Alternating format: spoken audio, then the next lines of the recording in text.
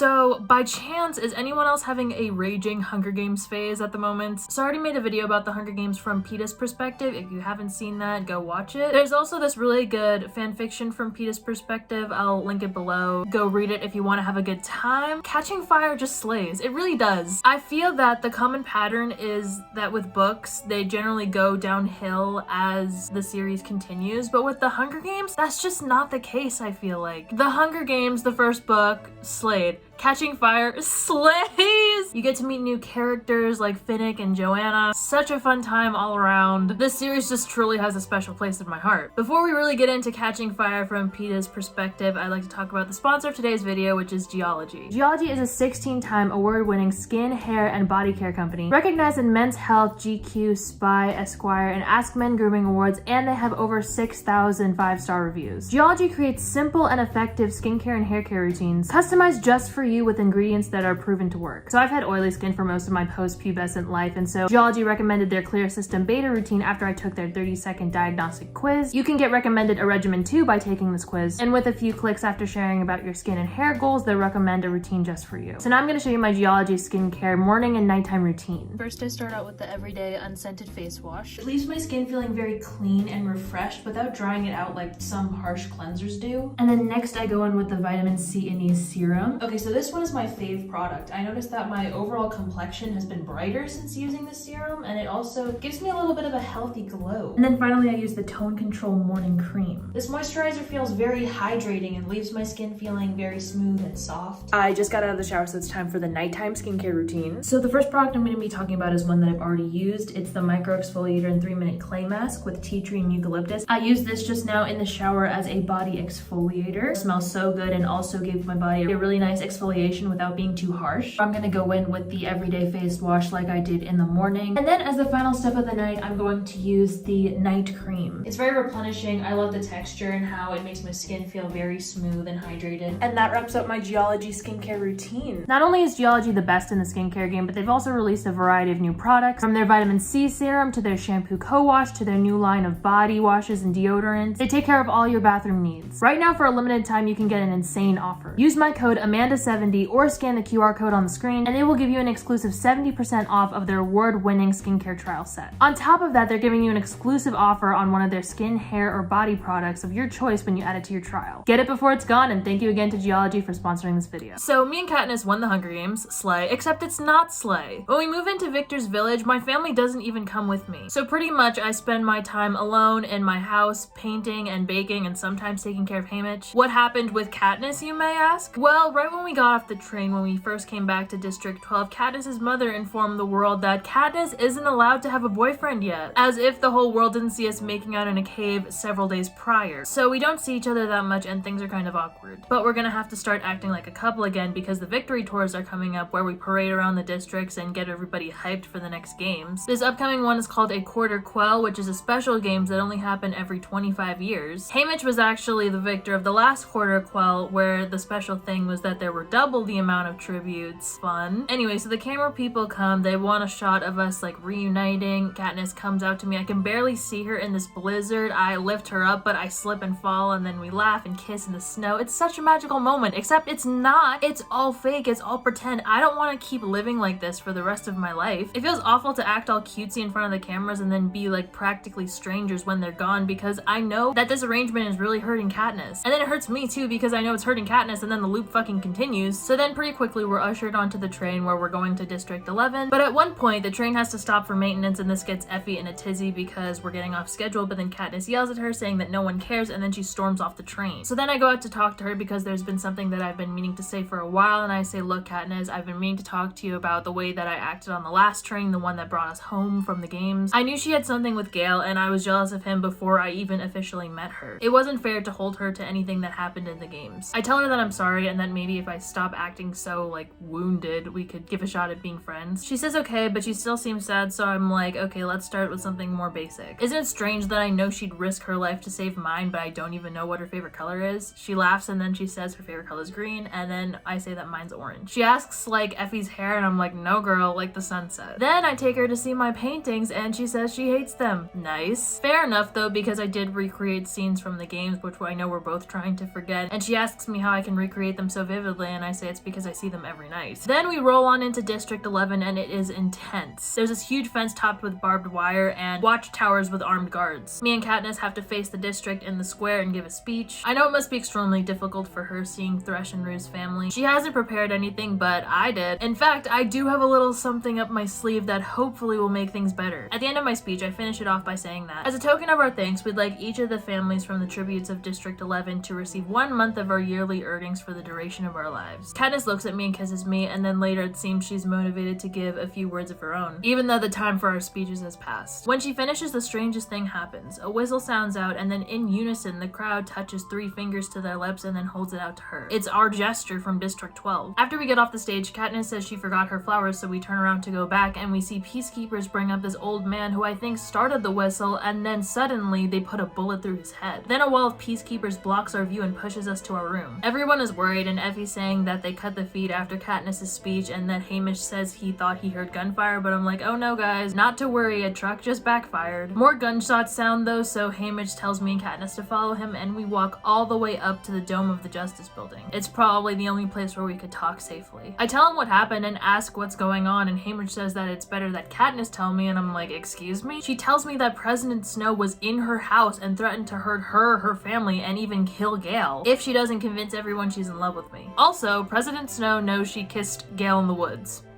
Excuse me? Why was she kissing Gale in the woods? What? And also apparently our whole Barry rebellion thing is causing uprising in the districts, but what? She kissed Gale? And then I realized, shit, I made everything 100 times worse by giving the families the money. And so I take the nearest thing next to me and send it hurtling across the room. I say, y'all have to stop this shit. This whole game where Katniss and Hamish tell each other secrets but leave me out because I'm too stupid or weak or inconsequential to handle them, it has to stop now. I tell Katniss that I have family and friends back in District 12 that I care about too, who will be just as dead as hers if we don't pull this shit off. Even in the arena, they had this system where Katniss acted a certain way by what Hamish sent or didn't send her, but I didn't even get that opportunity because he didn't start sending me anything until I joined with Katniss. I get it, he had to choose one of us, and I want it to be her. But from now on, I need to know what I'm walking into or else more people will die. Hamish promises me that I will, and I better fucking be. But later, Hamish says that Katniss was only following his instructions, so I should apologize to her, and I do. It's not like I haven't kept things from her in the past, like the whole confessing my love to her thing, but we agree to be fully transparent with each other from now on. Then I ask her the thing that's been bugging me. Was that the only time she kissed Gale? And she said yes. Oh, that sucks for you, Gale. That's another loss for you for keeping score. So then we do the same whole routine for the other districts where we pretend to be lovey-dovey couple. No more surprise speeches. There's also been this new development where me and Katniss sleep together to keep each other's nightmares at bay. My nightmares are usually about losing her, so I'm fine when I realize she's here. We finally make it to the Capitol, and Katniss suggests that I make a public marriage proposal, and I need to take a minute. This whole thing is so messed up. We're getting married not because we want to, not because we love each other, but because we have to play right into the Capitol's hand. We're trying to quell uprisings that don't even seem to be convinced by our act, but I'm not even sure we should be subduing these uprisings in the first place. But I agree to do it, and as per the plan, I get down on one knee when Caesar's interviewing us, and I beg her to marry me. I say all the things that I would have said to her if it was real, but it isn't. She's gonna be chained to me forever and will slowly grow to resent me if she doesn't already. President Snow himself comes down to congratulate us and even suggests having the wedding in the Capitol. There's this big Capitol dinner, and Katniss says she wants to eat everything in sight, which is a change from her behavior recently, so I think that might be a good sign. Maybe President Snow was pleased with our performance. I'm starting to slightly enjoy myself when Katniss's prep team comes over and gives us this drink that's supposed to make us throw up so we can eat more food. So then I pull Katniss onto the dance floor to compose myself. Sometimes I just can't stand it anymore with these Capitol people, so I tell Katniss that maybe we were wrong to subdue the districts, which was definitely a stupid thing to say in public, but YOLO. Then Portia comes over because the new head game maker Plutarch wants to have a dance with Katniss, so I go examine the frosting work of the cakes until it's time to get back on the train to go to District 12. We go back to the district, have a lovely meal at the mayor's house, and then a little while later Katniss suddenly comes up to me and asks me to run away with her. Girl, my bags are already packed. But I stop and ask her why she's asking me this, and she says that President Snow wasn't convinced by us and there's an uprising in District 8, so we need to get out of here. I say, by us, do you mean only me and you? And she was like, no, and I was like, that's what I thought. It would be her family, mine if they want, Haymitch. And then I say, you're suspiciously leaving out one person, what about Gale? She says she doesn't know because he might have other plans, and I'm like, I bet he does. Sure, Katniss, I'll go, but I don't think for a minute you will. She gets mad, and so I say, look, I really will run away with you if you want me to, but I think we should run this by Haymitch first. Then I hear the distinct sound of something that sends a chill down my spine. And when it happens again, I'm sure it's a whip. Me and Katniss start heading in its direction in the square, and I already see a crowd forming. I stand up on a crate to get a better view, and when I catch sight of who the victim is, I immediately start pushing Katniss away. I tell her to get out of here because I know the sight will hurt her like I can't even imagine, but of course she doesn't listen to me and pushes her way to the front to come face to face with Gale. There's this new head peacekeeper, and when Katniss jumps in front of the whip and takes the full force of it across her face, I run to Haymitch. He manages to break up the fight, and I say, look, if you want to get to Katniss's cousin, you're gonna have to go through us, buddy. Me, Katniss, Haymitch, and a few others carry Gale to Katniss's mother so she can patch him up, cause homeboy is absolutely tattered. Apparently Gale was caught selling game, and by the time Katniss showed up, he'd already been lashed at least 40 times. Darius, the other peacekeeper, tried to step in but got knocked out. Katniss becomes too much of a distraction to her mother and Prim because she's screaming to give Gale all of the medicine in the world, and so me and Haymitch have to carry her up to a bedroom and pin her against the bed. During this, I inform Haymitch of Katniss's plan to run away, and he is not pleased. Then Madge comes by and gives Katniss's mother morphling from the capital to give to Gale, and I was like, I didn't even know she knew Gale. Then Katniss's mother sends everybody home, including me and Haymitch. But bright and early, I swing by their house to see how Gale and Katniss are doing, and I see her asleep holding his hand. I gently wake her and tell her to go to bed, and she tries apologizing for the whole running away thing, and I say, don't worry, there's nothing to explain. Then Katniss asks to meet up with me and Haymitch, and she suggests starting an uprising in District 12, and before either of us could laugh, we see the new town square with its new banners and hordes of peacekeepers and gallows, and the hob is burned down. District 12 starts really going downhill from here on out. The mines are closed, and people start to starve, and people are being punished for crimes that I didn't even know were legal. On top of that, Haymitch starts to run out of alcohol, and then one day Katniss goes missing for a suspiciously long period of time. At first I was like, oh my god, she ran away without me. But then I realized Gale wasn't gone, so I'm like, okay, what's going on? Then peacekeepers show up and say that the fence has been turned on, and I'm like, crap, she's probably out in the woods. Then at night she comes back pretty hurt because she did have to jump out of a tree in order to get over the fence. So I carry her to bed, and she asks me to stay with her, and I say,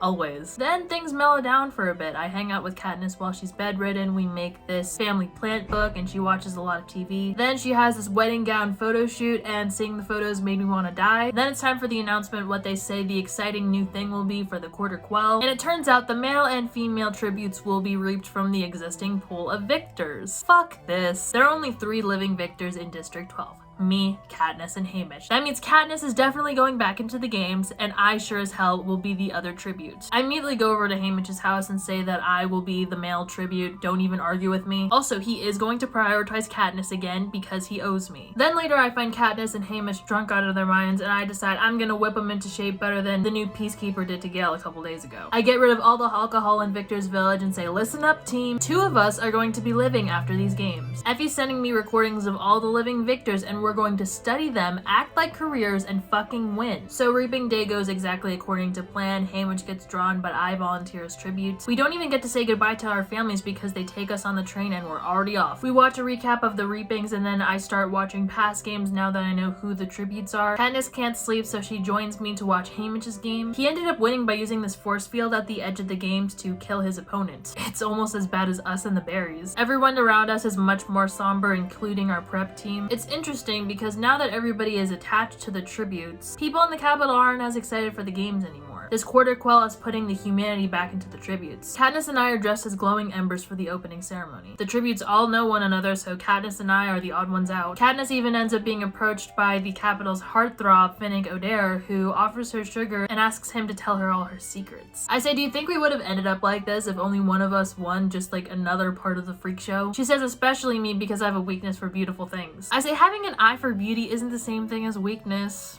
Except maybe when it comes to you, bae. When we go out on our chariots, we hold hands, but we don't wave to the crowd. We start to get acquainted with the other tributes. Haymitch introduces us to his friend Chaff, and then the girl tribute from the district Cedar. Chaff then kisses Katniss on the mouth. Back off, Chaff, she's my woman. Then when we ride the elevator up to our room, Joanna from District 7 comes in and strips. When she leaves, I start laughing because Katniss can't tell that everybody's treating her this way because she's so, you know. She says she doesn't know, and I say it's like when in the arena you wouldn't even look at me naked when I was like almost dead. She's so pure. She says no, she's not. She was practically ripping my clothes off every time there was a camera near us for the past year, and I was like, well, yeah, but I mean, for the Capitol, you're pure. For me, you're perfect though, but don't even worry about it. She thinks we're all laughing at her when Haymitch gets out of the elevator and freezes. We turn to see what he's looking at, and it's Darius, who's been turned into an Avix. After that, Katniss starts acting very cold, even when we need to go down to the training center and make friends, as per Haymitch's request. He says we'll be targeted in the games because everybody else knows each other, but we'll make strong allies because we can fight and are a crowd favorite. Afterwards, Katniss says she likes the District 3 victors, who are kind of a joke to the rest of the group that I've been hanging out with. In fact, they've been nicknamed Nuts and Volts. She's still acting pissy, so I apologize to her about teasing her. She says it's not that, so I'm like, okay, is it about Darius? And she's like, yeah, it's about Darius, it's about the teasing, it's about the games, it's about the fact that Haymitch wants us to befriend people who we're gonna kill. I say fair enough, but if we want allies, I'm leaning towards Chaff and Cedar. After everyone sees Katniss shoot, though, everybody wants to be her ally. However, she only wants Mags, this old woman, and the District 3 tributes, which Haymitch is not thrilled about. Then before we know it, it's time for our private sessions with the game makers. Neither of us seem to know what to do to wow them. Before we go in, Katniss asks the question that I've been too afraid to say. How on earth are we supposed to kill these people? She doesn't know why Haymitch asks us to do this. It's gonna be like killing Rue. And I say her death was the most despicable, wasn't it? With that in mind, I go into my private session and use the camouflage station to paint a picture of Rue. It was after she had died and Katniss had covered her with flowers. It was only afterward that I realized, I just fucked myself, didn't I? At dinner, Haymitch asks us how it went, and so I decide to break the news. I tell them what happened and they're not pleased, but then Katniss manages to do something so much worse. She said she hung a dummy and painted Seneca Crane's name on it. You'd have thought we planned it. I guess we just wanted to hold them accountable, if only for a moment. I tell Haymitch that we decided we don't want allies in the arena, and he says, good, so we won't be responsible for killing off any of his friends with our stupidity. Me and Katniss both end up getting a 12 for our score for our shenanigans. When me and Katniss get to her room, she pulls me into a hug and says, we're probably not gonna make it back from this one, and I'm like, you're probably right. The Capitol hates us too much to let us live, so at least we'll go out fighting. She asks what we should do for our final days, and I say I just want to spend every minute of the rest of my life with her. So we go to the roof, nap, have a picnic, play games. It's pure bliss. Then for our interview with Caesar, they dress us up as bride and groom. With every interview, you can feel the depth of the betrayal felt among the victors. But they're smart in the way that they play it because it all comes back to reflect on the government and President Snow instead of the Capitol people. Cinna designed Katniss's dress to go up in flames and reveal her as a Mockingjay, which was pretty impressive in terms of surprises, but I can top that. Little does she know that I have something up my sleeve that she's going to hate me for. I tell the audience that me and Katniss are actually married. It's not official, but we didn't want to wait or tell anybody because of course Katniss's mother would never approve. But I say, given the circumstances, I wish we had never done it. Caesar says, surely a brief time is better than no time at all. And I say, maybe I'd think that too, Caesar, if it weren't for the baby. That's right, folks. I just dropped the biggest baby bomb. Just try and beat that, Gale.